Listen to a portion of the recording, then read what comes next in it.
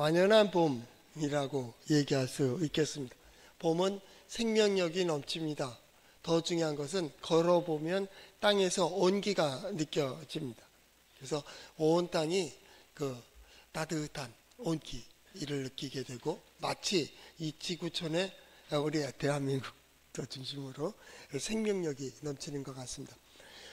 봄은 그러한 생명이 가득한 기가 넘칩니다. 그래서 위험한 것이 여기서 가득하기 때문에 그동안 움츠렸던 어떤 개인이면 개인, 공동체면 공동체가 거기서 과하게 움직이기가 쉽습니다.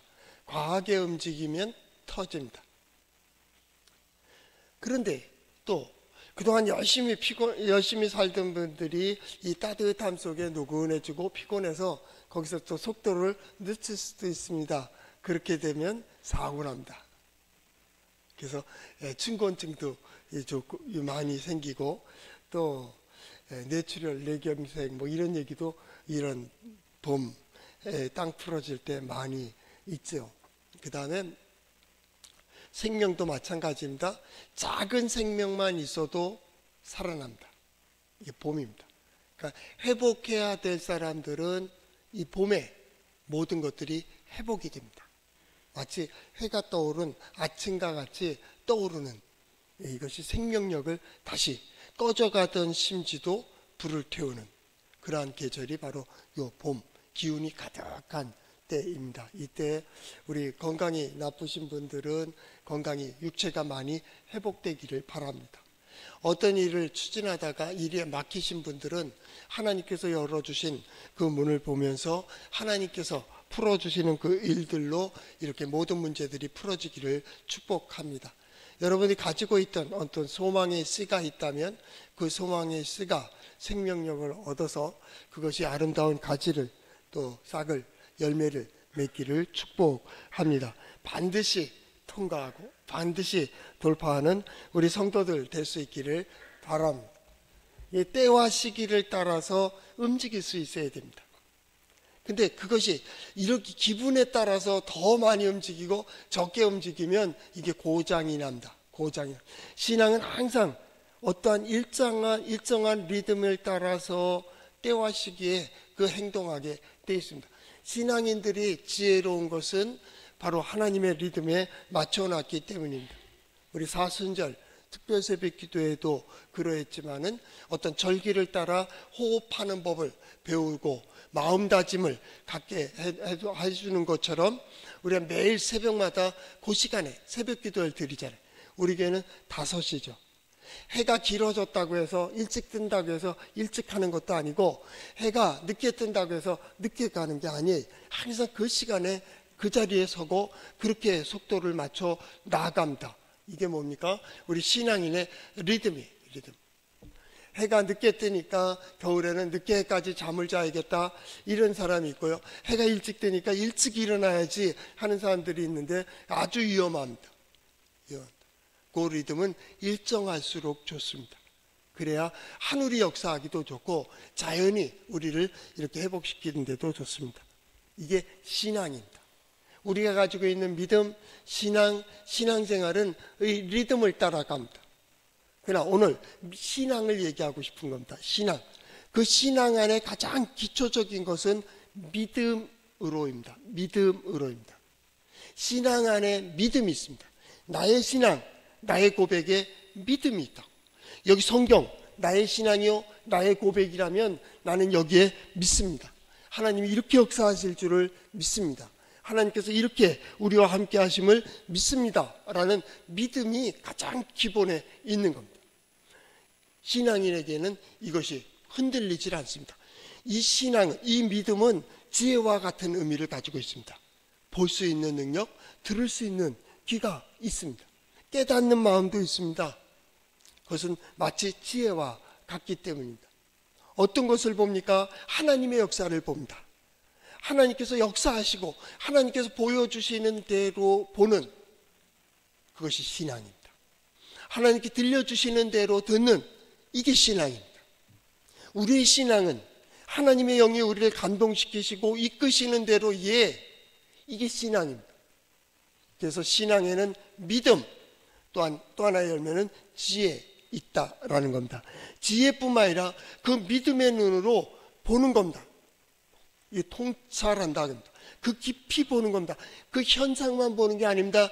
그 현상 깊이에서 하나님께서 이끌어 가시는 손길을 봅니다. 통찰. 신앙인은 그것을 봅니다. 믿음의 눈으로 역사를 보고, 믿음의 눈으로 자신을 보고, 믿음의 눈으로 우리를 어떻게 이끌어 가시는지를 봅니다. 이게 신앙입니다. 신앙. 우리의 기도도 말씀을 들으면서도 마찬가지입니다. 하나님께서 어떻게 인도해 가시는데요? 이게 우리의 가장 큰 질문입니다. 그리고 그 믿음의 눈으로 볼 뿐만 아니라 계속 믿음의 마음으로 분석합니다. 그 지혜로 분석하는 거예요. 아, 이럴 때는 이렇게 역사하고, 이럴 때는 이렇게 인도하시고, 이럴 때는 이 자리에 서야 되고, 이렇게 할 때는 멈춰야 되는구나. 아, 이때는 나아가야 되는구나. 믿음의 사람들이 조금만 주의를 기울인다면 하나님이 지금 어디를 향하고 계신지를 우리는 볼 수가 있습니다. 하나님께서 나로 속도를 늦추라든가 빨리 하라든가 멈추라고 하는 그 사인을 볼 수가 있습니다. 믿음의 사람이 조금만 신중할 수만 있다면 하나님의 말씀이 들려지고 그 말씀으로 세상을 분석합니다. 아, 그러니까 내가 여기에 서야 되는구나, 이 길을 가야 되는구나, 이게 옳구나, 그러구나.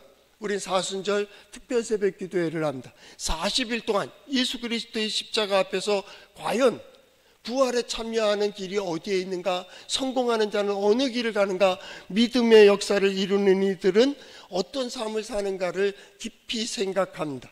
아, 이런 마음으로 이렇게 가는구나. 이게 신앙. 신앙의 또 하나 마지막으로 들라고 한다면 결단력입니다. 신앙은 결단입니다. 믿음 그 자체로 낳는다면 죽은 믿음과 똑같습니다. 없는 거와 똑같습니다. 믿음 있는 사람과 믿음 없는 사람은 똑같습니다. 그러나 신앙이 될 때 그걸로 결단하고 결단할 수 있는 용기로 나아갈 때의 믿음은 놀라운 에너지가 됩니다. 봄에 이 기운이 충만한 것처럼 하나님의 영으로 우리를 충만하게 되고, 나약했던 이들이 강건해지고 비겁했던 이들이 용기를 갖는 것은 바로 믿음이 놀라운 에너지를 가지고 있기 때문입니다. 하나님은 그런 의미에서 가장 큰 놀라운 에너지원입니다. 하나님으로부터 시작됩니다. 그래서 이런 일도 있고 이런 일도 이루어집니다. 하나님께서 그런 사람, 그 마음, 그 열린 마음 속에 역사하고 계십니다. 하나님이 능력을 주십니다. 아니, 하나님이 능력을 주시는 게 아니라 그 안에서 하나님이 역사하시는 겁니다. 우리는 보이지 않는 하나님이 그에게 능력을 주신 것으로 보입니다. 아니, 하나님이 역사하시는 겁니다. 나는 이 봄에 우리 성도들의 모든 삶 속에 하나님의 역사가 보여지기를 축복합니다. 이게 신앙입니다. 신앙. 믿음으로 결단했습니다. 그리고 나아가는 모든 길들이 신앙생활입니다. 신앙생활은 하나님을 의지하는 이들이 받는 은혜와 복이 무엇인지를 확인하는 것입니다. 하나님의 뜻을 따라 나아가는 이들이 하나님의 영광이 어떻게 나타나는가를 보는 과정입니다. 하나님의 능력이 보입니다. 하나님의 지혜가 보입니다. 하나님께서 역사하심을 볼 수가 있습니다. 그것이 하나하나 모이고 한 걸음 한 걸음 거기서 경험되어질 때 하나님의 영광이 충만해지네. 무엇이 두렵습니까? 무엇이 두렵습니까? 오늘은 그 믿음으로 오늘 성경 말씀을 보아야 됩니다. 여기에 그 길이 있습니다. 한번 따라해 볼까요? 하나님의 말씀인 성경은 나의 신앙이요 나의 고백입니다. 주여 내게 무슨 말씀을 하려 하시나이까? 내게 무슨 말씀을 하시든지 그대로 하리이다. 그대로입니다.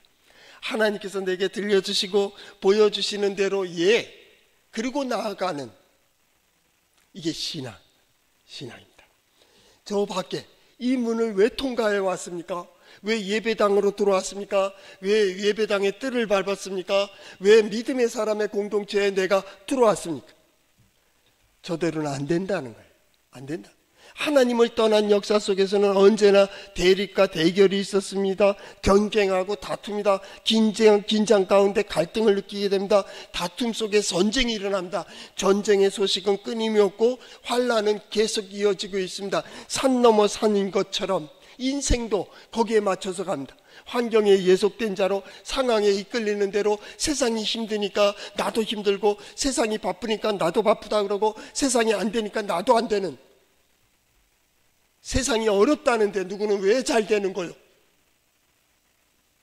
여러분 어느 쪽이요? 세상이 어려우니까 안 되는 거예요? 세상이 바쁘니까 나도 바쁜 거예요? 믿음의 사람의 그 마음이 어디에다 닷을 내렸습니까? 하나님입니까? 세상입니까? 세상의 물결입니까? 하나님의 손길입니까? 하나님의 능력입니까? 아니면 세상의 위력입니까? 오늘은 이 문제를 해결해야 됩니다. 우리가 성경을 보면서 몇 가지 질문을 항상 합니다. 그 중에 한 가지가 너는 무엇을 보는데? 라는 겁니다. 마타라 라는 겁니다. 마타라. 너 뭘 봐? 뭘 보고 있어? 이게 보입니다. 이게 보입니다. 성경에 뭐가 보입니까? 두라 평지에 세워진 금신상이 보입니다. 그럴싸하게 만들었습니다. 아주 위엄 있게 만들었습니다. 그 앞에 가면 스스로 작아질 정도로 놀랍게, 화려하게, 웅장하게 만들었습니다. 모두가 그것을 보는 순간 경이로움에 놀랄 정도로 말입니다. 그 앞에 아무것도 아닌 것처럼 엎드릴 수밖에 없는 그런 존재로 만들어 놓은 금신상이 보이지 않습니까? 다니엘의 세 친구는 그것을 보았습니다. 그런데 오늘 본문은 더 나아가서 그 앞에서 분노한 왕, 화가 난 느부갓네살 왕을, 바벨론 왕을 보게 됩니다. 금신상을 봅니다. 거기에 절을 하지 않았기 때문에 자존심이 상한 왕이 죽이려고 그 인상을 쓰며 이 세 친구들을 노려보고 있습니다. 세 친구들이 뭘 보고 있습니까? 그것을 보고 있습니다. 그걸로 협박합니다. 억압합니다. 그리고 그들을 갖다 옥죄입니다. 그것만 보입니까? 또 하나가 보입니다. 풀무불이 보입니다. 저기에는 불이 타고 있습니다. 거기에 계속 바람을 부어서 더 온도를 높이고 근처에 가지 않았는데도 멀리서 봐도 그 화기가, 열기가 느껴질 정도로 뜨거운 불이 보입니다. 자, 무엇을 봅니까? 무엇을 보았습니까? 마타라. 아니, 달리 해석해 보면 너 어떻게 보는데? 입니다. 여러분은 어떻게 보입니까? 전쟁의 소식이 들려옵니다. 전염병의 소식도 들려옵니다. 여기저기에 환란과 다툼과 대결과 대립과 흔들리는 소식이 들려옵니다. 저 태평양 너머에서 경제적인 위기의 소식이 들려옵니다. 정치적인 혼란이 들려옵니다. 이것 때문에 안 되는 겁니까? 마타라. 여러분들은 어떻게 보십니까? 누가 크게 보입니까? 누구의 능력이 크게 보입니까? 무엇 때문에 되고 안 되는 거예요? 세상이 크게 보입니까? 금신상이 크게 보입니까? 하나님이 크게 보입니까? 느부갓네살 왕이 위협적인 그 위험이 크게 보입니까? 아니면 함께 하시는 하나님이 크게 보입니까? 풀무불이 보이십니까? 아니면 그 안에 역사하고 계시는 하나님의 손길이 보입니까? 우리는 믿음을 가졌는데 하나님은 우리를 감동시키시고 우리의 눈을 열어서 하나님의 역사를 보게 하시는데, 우리가 마치 베드로가 예수님을 볼 때에는 그 평안함을 가졌던데 바다 물결을 보며 출렁거리는 것을 보고 놀라서 물에 빠져들어가는 것처럼 세상의 물결로 놀라고 있는 믿음의 사람들이여, 당신은 누구의 백성입니까? 과연 우리는 누구를 의지하고 사는 거예요? 나는 무엇을 믿고 살아가느냐, 그 얘기입니다. 우리는 믿음으로 산다고 합니다. 믿음의 사람은 그거보다 큰 하나님이 보입니다. 그거보다 더 역동적인 하나님의 열정이 보입니다. 그 불꽃보다 더 뜨거운 하나님의 불꽃이 타오르는 것이 보입니다. 불입니다. 너 어떻게 생각해? 너 어떻게 생각하냐? 여러분들은 어떻게 생각하십니까? 소망이 있습니까? 아니면 소망을 잃은 겁니까? 믿음의 사람입니까? 우린 저쪽이라면 가능한다. 그러나 이 길을 통과해 온 이상은 우린 그럴 수 없는 사람입니다. 그럴 수 없습니다. 좌절할 수도 없고요, 포기할 수도 없고요. 그럼에도 불구하고 올라와야 되고, 그럼에도 불구하고 예배하고, 그럼에도 불구하고 말씀을 듣고, 그럼에도 불구하고 기도하는. 왜요? 그 마지막 꺼져가는 심지와 같은 불티가 하나님을 향하고 있기 때문에 이것까지 부정할 수가 없는 거예요. 그때 이 봄 기운처럼 말입니다. 마지막 숨을 쉬고 있는 그에게 생명 호흡을 계속 불어넣어주고, 마치 죽은 것 같은 나무에 물길이 다시 생기고, 거기서 싹이 나고, 거기서 잎이 나고, 거기서 꽃이 피고, 거기서 열매 맺도록 하는 생명의 역사가 말입니다. 그것이 뭡니까? 우리가 가지고 있는 믿음입니다. 믿음입니다. 아, 끝났어. 이젠 끝인가 보다 하고 그 산길을 넘어 내려왔는데 거기에 살아있다는, 이겼다는 소식이 들려오는 거예요. 무덤에 묻어놨어요. 돌문으로 막았습니다. 그리고 끝났다고 포기하고 지친 눈으로 내려오고 있는 그들에게, 아니, 살았다고, 예수님이 다시 살았다고 하는 부활의 소식이 들려오는 것처럼 말입니다. 오늘 성경 말씀을 보십시오. 도라병지에 세워진 금신상 그 앞에 서 있는 왕, 거기에 나열되어 있는 신하들, 그 모두가 다 분노의 눈으로 이 세 친구를 바라보고 있습니다. 그들의 원래 이름은 하나냐, 미사엘, 아사랴입니다. 그들에 대한 분노입니다. 어찌 절을 하지 않느냐? 왕이 세웠는데, 왕이 만들었는데, 왕이 명령했는데 그걸 듣지 않는 거예요. 믿음의 사람들은 세상에 굴복할 수 없는 그러한 존재입니다. 왜냐하면 그 속에는 하나님의 능력을 경험했고, 하나님의 역사를 알고 있고, 하나님 조상적서부터 들어온 그 하나님을 향한 소망이, 불꽃이 있기 때문에 세상에 굴복하지 않는다는 거예요.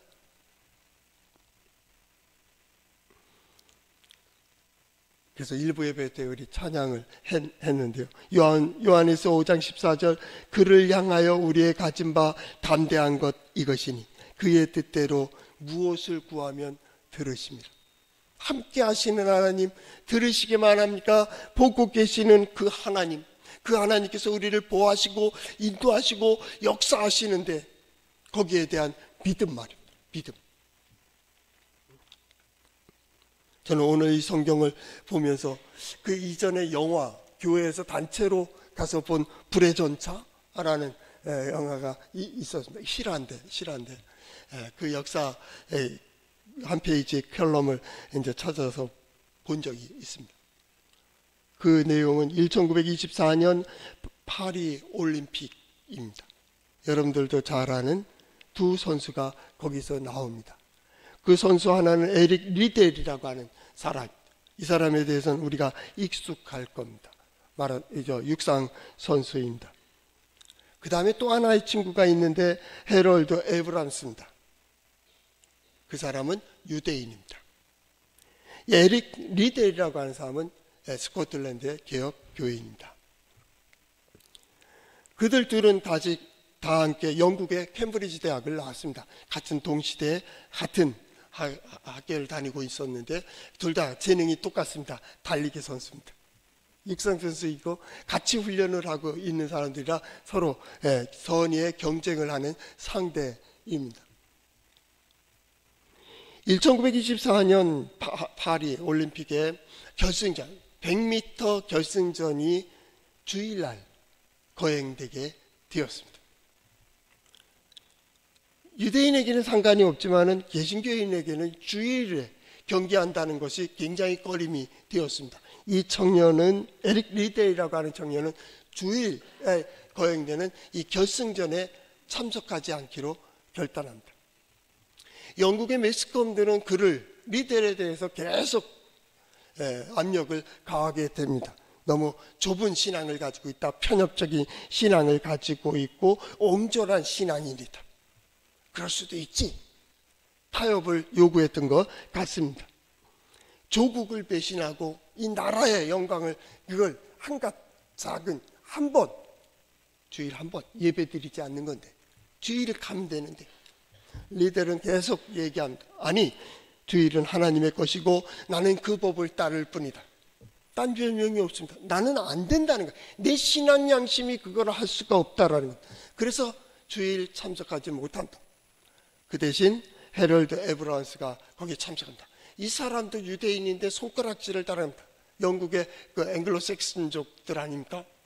저 유대인들 쓰레기만도 못한 손가락질을 얼마나 많이 했겠습니까?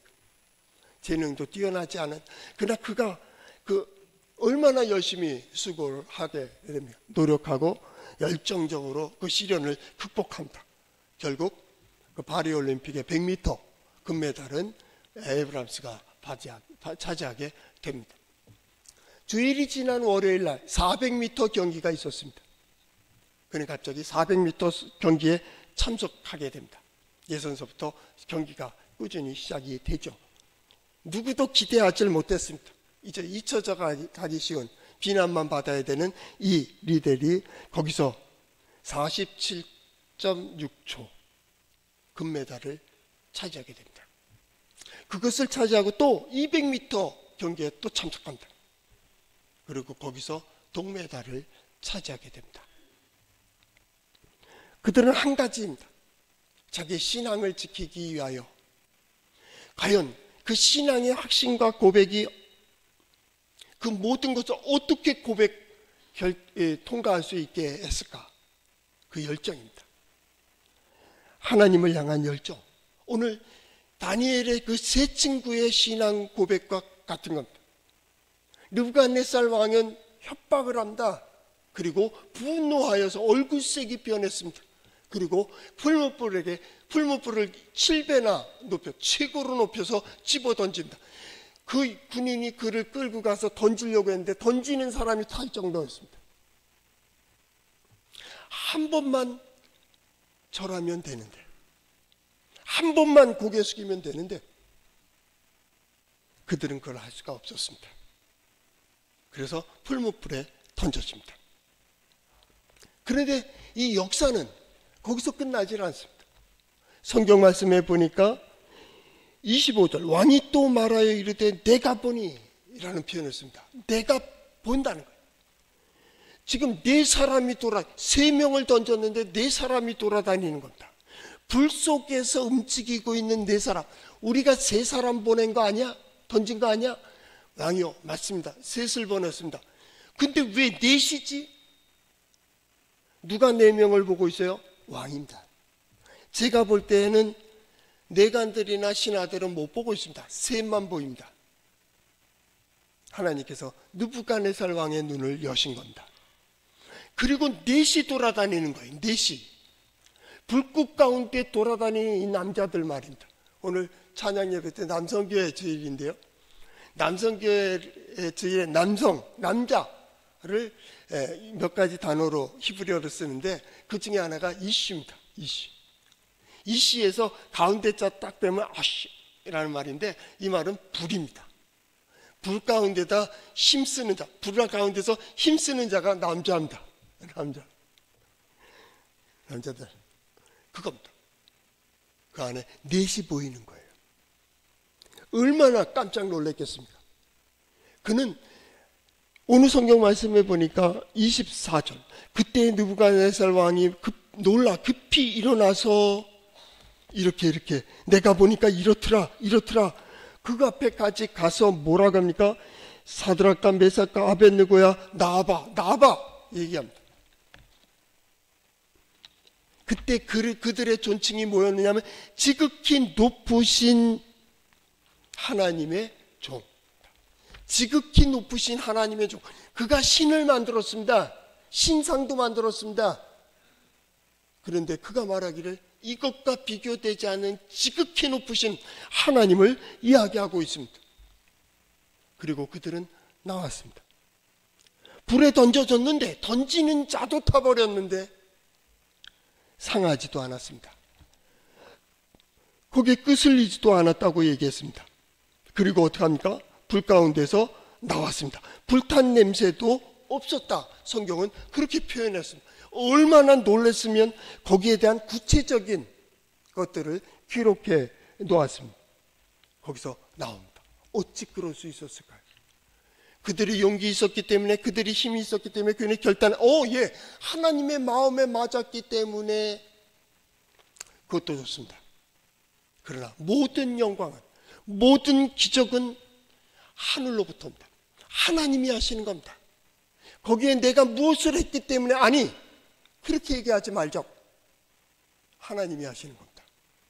어떤 일을 통해서든, 어떤 상황을 통해서든지 하나님은 살아계시고 역사하시고 능력이 있으심을 드러낸다. 그런데 하필이면 이들입니까? 이들의 원래 이름을 가지고 있습니다. 그 원래 이름이 무엇입니까? 하나냐, 미사엘, 아사라입니다. 하나냐라는 말이 뭡니까? 여호와 같은 분이 누구냐? 없다 그 말. 세상에 하나님 같은 존재가 어디 있느냐?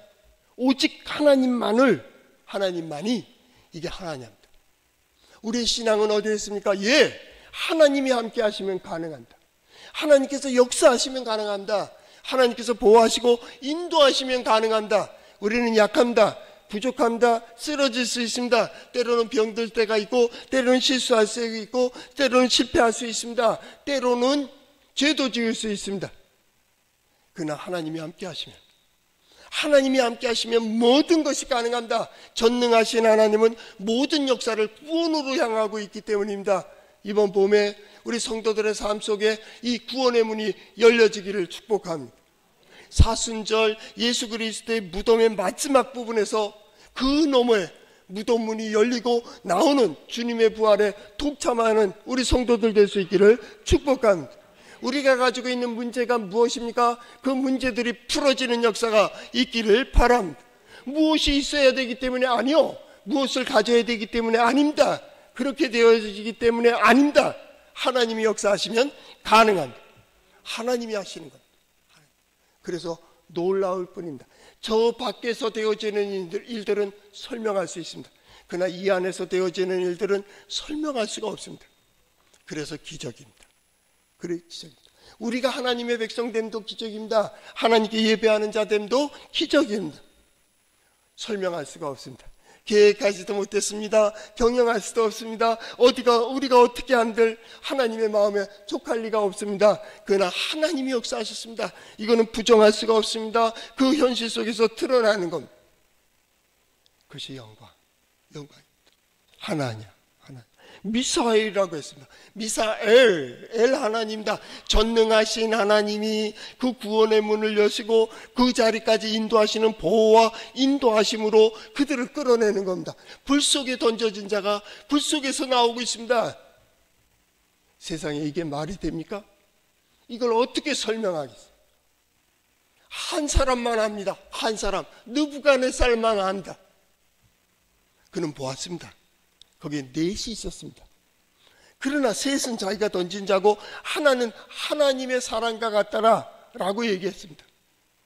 그가 휘두르고 있는 건 어떻게 하는지는 모릅니다. 저도 설명할 수 없습니다. 그러나 분명한 것은 그들은 살아나왔습니다.